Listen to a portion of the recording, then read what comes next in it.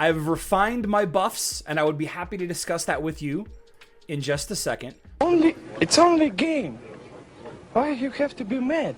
The buffs that I have been recommended to get, and the buffs that I guess I'm going to go ahead and recommend getting. Obviously, this is going to be different based on a lot of different factors. I think the most important factor when it comes to the buffs is being consistent and, you know, making sure you get as many as you can. If you don't have the right teams, then some of these buffs won't really matter that much. And if you're not at least getting the 140, if you're not at least starting on the 140 or 150 minion, you're going to have a hard time buying all of the necessary buffs. So based on some conversations that we've had, the guild raid buffs that have been recommended to me and that I would recommend to others, your mileage may vary, of course, based on what teams you use and what guild you're at and what level of the game you're at. But obviously you want to buy the 5 that you can buy with gold. 25 million gold per week. Yeah. The stellar tank resistance is always good. The big thing with Ash is defeating the defensive spheres. If you can't defeat the defensive spheres, you get nightmares. Okay? That's not a figurative thing. That's a literal thing. You get nightmares if you don't defeat the nightmare spheres. I like doing Immortal Hero to gain immortality for a hot second after the Planet Parade or Quasar Light is active. You get 12 seconds of invulnerability for a single hero, which is always good. Sphere Energy Unleashed. Destroying a defensive sphere gains energy, grants 3% energy to the heal that deals the final hit. Doing more energy to defensive spheres. The defensive spheres are a very frequent target to attack and kill. This is just a nice buff to have.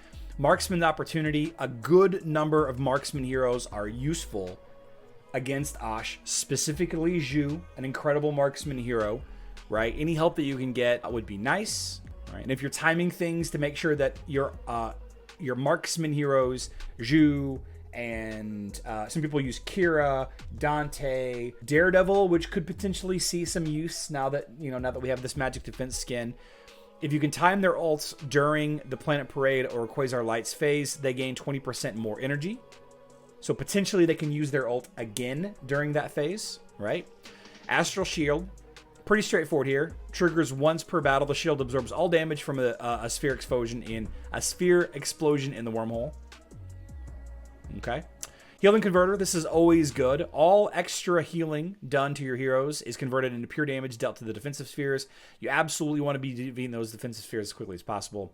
And then finally, Keeper's Blessing. When Ash, the Eternal Keeper, awakens, the hero that dealt the most damage before the Planet Parade began gains more stats, right? So the second round of defensive spheres dies quicker. Right? So at the 150 minion level, I have more emblems left over. The Wakeful Undead and the Genius Engineers usually don't play into much. The Mage's Vigilance is okay, but this is things that affect nightmares. Insomnia affects nightmares. You don't want to get to the nightmares if you can, right? You don't want to get to the nightmares if you can. If you get to the nightmares and you have nightmares, then your team's not doing what they're supposed to be doing. All right. Nightmare's Energy. When inflicted slumber or nightmare vision is triggered, the hero that grants the nightmare gains 20% energy for damaging it. Helps you kill the nightmares again. You want to try to you don't want to have nightmares. Anything to not have a nightmare, okay? All heroes on the team deal bonus damage against nightmares for each nightmare on the battlefield. This is the one that I'm probably going to buy that's extra, just because I know that some of my teams will trigger nightmares. Grove Keepers, I don't have any team with 3 Grove Keepers, and even then, the bonus here is not that great.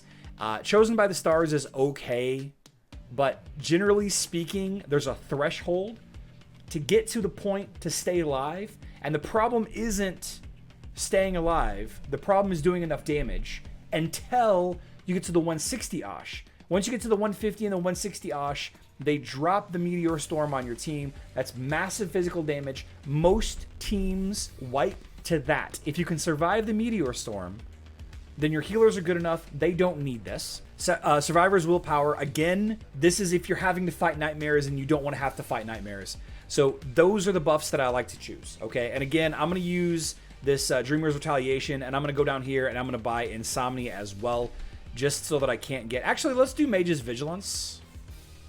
Let's do Mage's Vigilance so that we can use Orion, boost Orion a little bit. Again, I didn't give these buffs in any particular order, okay?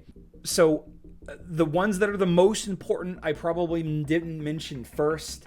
But if you can afford all of those buffs that I mentioned, with the exception of the last two, those are the ones that are most recommended. But the healing booze will help with the overhealing, doing damage to the defensive sphere. It will. Yeah, it actually will. But that's a good point. That is a good point.